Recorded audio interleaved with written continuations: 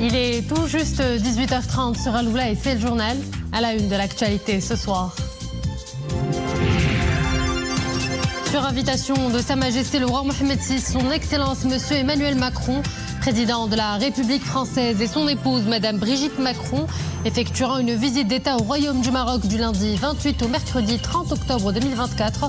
Voilà ce qu'indique un communiqué du ministère de la Maison Royale, du Protocole et de la Chancellerie. PLF 2025, le renforcement des piliers de l'État social, un enjeu essentiel du nouveau projet.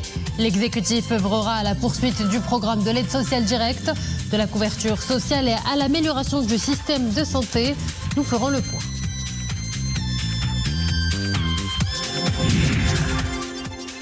Enfin, nous irons au jardin zoologique de Rabat. Un nouveau félin y a vu le jour, un lionceau baptisé Azahar. Âgé de 4 mois, le petit s'intègre bien au groupe et il charme déjà les visiteurs.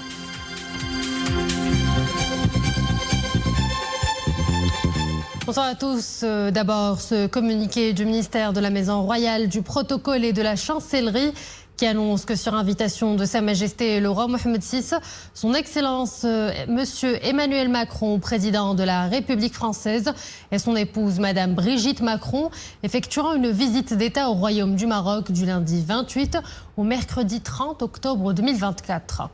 Cette visite reflète la profondeur des relations bilatérales fondées sur un partenariat enraciné et solide à la faveur de la volonté commune des deux chefs d'État de raffermir les liens multidimensionnels unissant les deux pays, précise le communiqué du ministère de la Maison Royale, du Protocole et de la Chancellerie.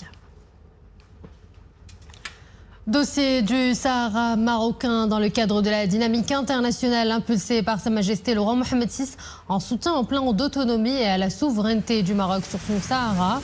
La République d'Estonie affirme que l'initiative marocaine d'autonomie est une bonne base, sérieuse et crédible pour une solution définitive à ce différend régional. Voilà ce que l'on apprend dans la déclaration conjointe publiée à l'issue de la rencontre aujourd'hui à Rabat entre le ministre des Affaires étrangères, de la coopération africaine et des Marocains résidant à l'étranger Nasser Bourita et son homologue estonien Margus Tsakna. Le chef de la diplomatie estonienne a réitéré le soutien de son pays au processus mené sous les auspices des Nations Unies pour une solution politique juste, pragmatique, durable et mutuellement acceptable à la question du Sahara marocain.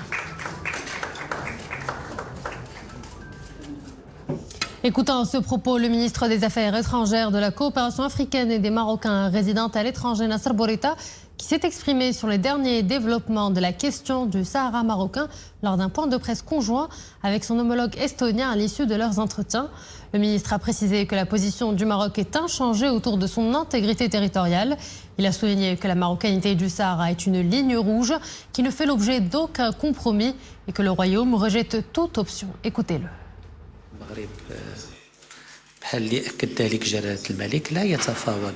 Le Maroc a réitéré sa position claire en réponse à la proposition de De Mistura, rejetant fermement ses orientations vouées à l'échec, contraires à la position du Royaume et de son peuple, comme cela avait déjà été exprimé en 2002. Cette idée a été initiée par James Baker avec le soutien de l'Algérie. Et notre réponse à De Mistura a été claire. Cette proposition, bien qu'ancienne, est toujours inacceptable. C'est du réchauffé.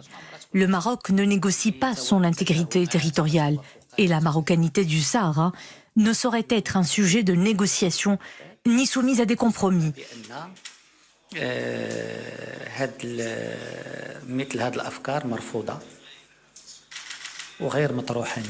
De Mistura aurait dû nous dire qu'il a encouragé à formuler ces idées rejetées car elles vont à l'encontre de la position du principe du royaume et du peuple marocain, pour qui le Sahara est une ligne rouge. En ce qui concerne l'élargissement et la définition plus détaillée du plan d'autonomie, c'est un point d'arrivée, pas un point de départ.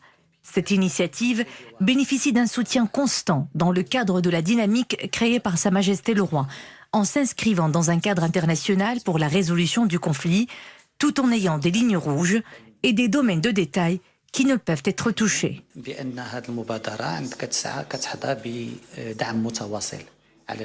Cette initiative jouit d'un large soutien à l'échelle internationale et européenne. Ceci s'est traduit par l'ouverture de nombreux consulats dans les provinces du Sud et par un soutien explicite de la part des grandes puissances mondiales. L'initiative d'autonomie trace son chemin pour le règlement de ce différend régional et comprend des lignes rouges non négociables. Également à l'agenda de Nasser Bourita, des entretiens avec son homologue d'Antigua et Barbuda, Everly Paul Green. Les deux parties ont procédé à la signature d'un communiqué conjoint dans lequel Antigua et Barbuda a réitéré son plein soutien à l'intégrité territoriale et à la souveraineté du Maroc sur l'ensemble de son territoire, y compris la région du Sahara, et réaffirme son appui au plan marocain d'autonomie comme la seule solution à ce différend. Le communiqué conjoint salue les efforts des Nations Unies en tant que cadre exclusif pour parvenir à une solution réaliste, pratique et durable à ce différend régional.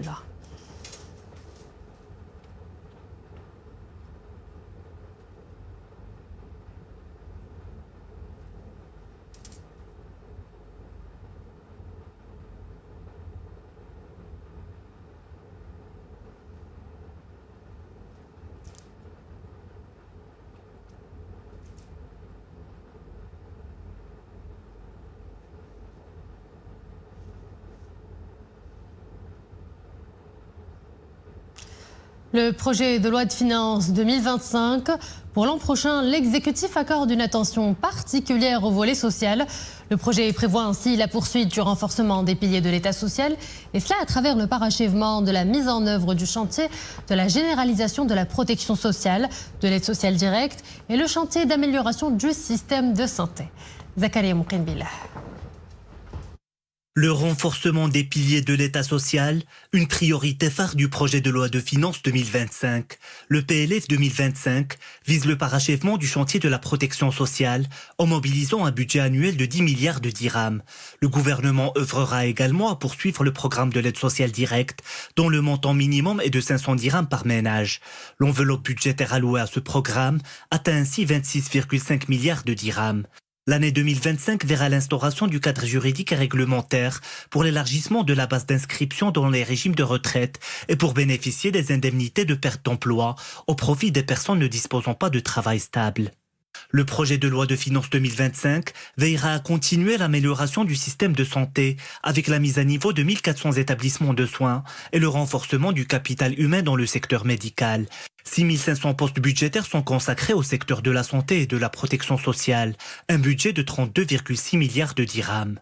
Au sujet de la réforme du système d'éducation-formation, le budget total alloué atteint 85,6 milliards de dirhams. Ce budget permettra la poursuite de la concrétisation de la feuille de route pour la généralisation de l'enseignement préscolaire et l'élargissement de l'offre éducative, ainsi que la poursuite de la diversification de l'offre de la formation professionnelle.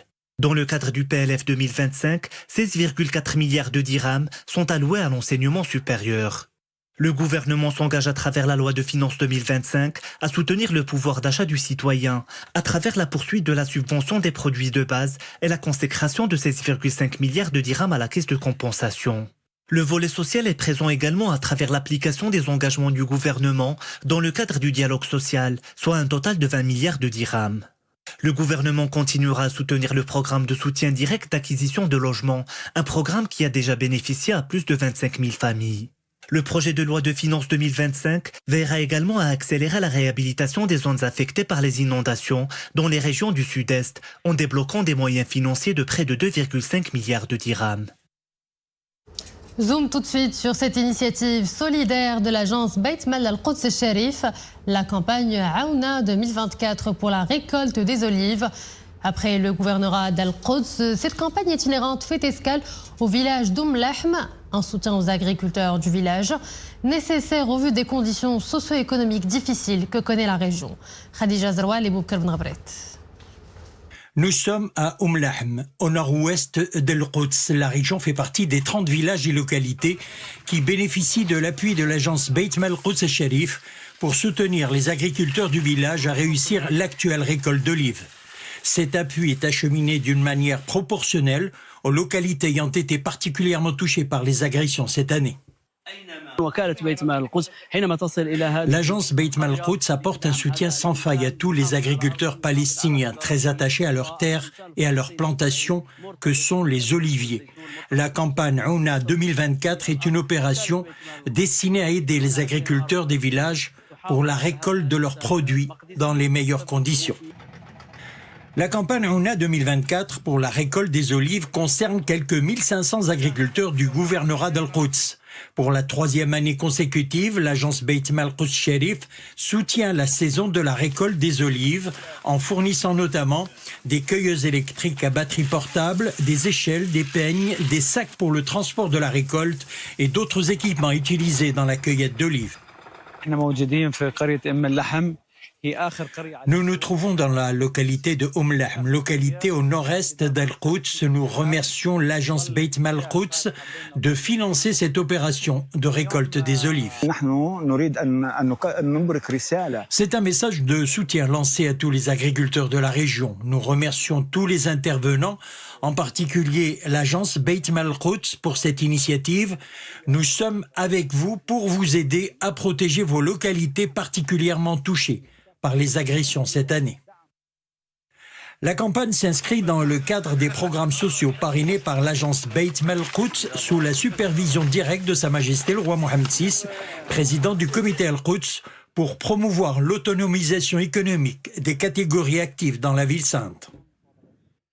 Le secrétaire d'État américain Anthony Blinken attendu en Israël et dans plusieurs pays arabes pour tenter à nouveau d'obtenir un cessez-le-feu dans la bande de Gaza après la mort du chef du Hamas. Blinken, dont le voyage devrait durer jusqu'à vendredi, discutera de l'importance de mettre fin à la guerre à Gaza, de garantir la libération de tous les otages et d'alléger les souffrances du peuple palestinien.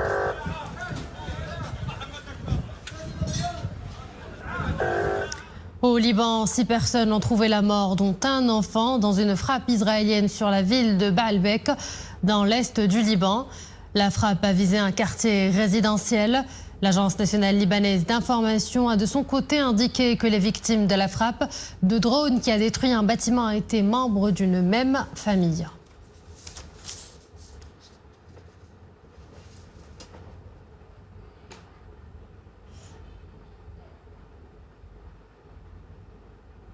Retour à l'actualité nationale et pour cela, direction le jardin zoologique de Rabat pour observer le petit lionceau nommé Azarar. Né en août 2024, le petit félin est toujours sous observation, mais il se porte bien et s'intègre parfaitement. Il fait d'ailleurs la fierté du service. Kawsara Boutir, Mohamed Amin Amouri et le récit est de Maria Oued. Il est âgé de 4 mois seulement et a déjà la corpulence d'un petit lion. Son nom est Azarar. Toujours en sevrage, le petit lionceau coule des jours heureux dans le jardin zoologique de Rabat, où entre sieste et repas, il attire tous les regards et toutes les sympathies. Nous sommes venus au zoo pour voir le grand lion de l'Atlas, mais aussi pour découvrir le nouveau petit lionceau.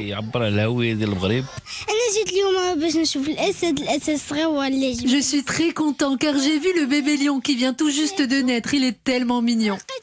Classé comme une espèce vulnérable, le lion de l'Atlas, symbole de force et d'élégance, met en lumière le patrimoine zoologique du Maroc, qui s'évertue à protéger cette espèce emblématique. Et quoi de mieux qu'un petit lionceau pour faire le bonheur de ceux qui œuvrent à la protection de l'espèce. C'est incroyable d'être là et de pouvoir observer de près le petit lionceau qui dort et qui fait la fierté du Maroc. Nous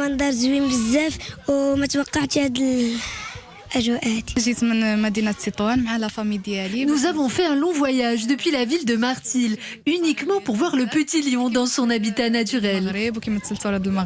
Et pour que cette espèce soit dûment protégée, tout comme la biodiversité, des ateliers de sensibilisation sont organisés au sein même du jardin zoologique de la capitale, afin de rappeler l'importance de ce félin et de son rôle dans la chaîne alimentaire. Et voilà, nous arrivons à la fin de cette édition. Merci à vous de l'avoir suivi et excellente suite des programmes sur Al-Oula.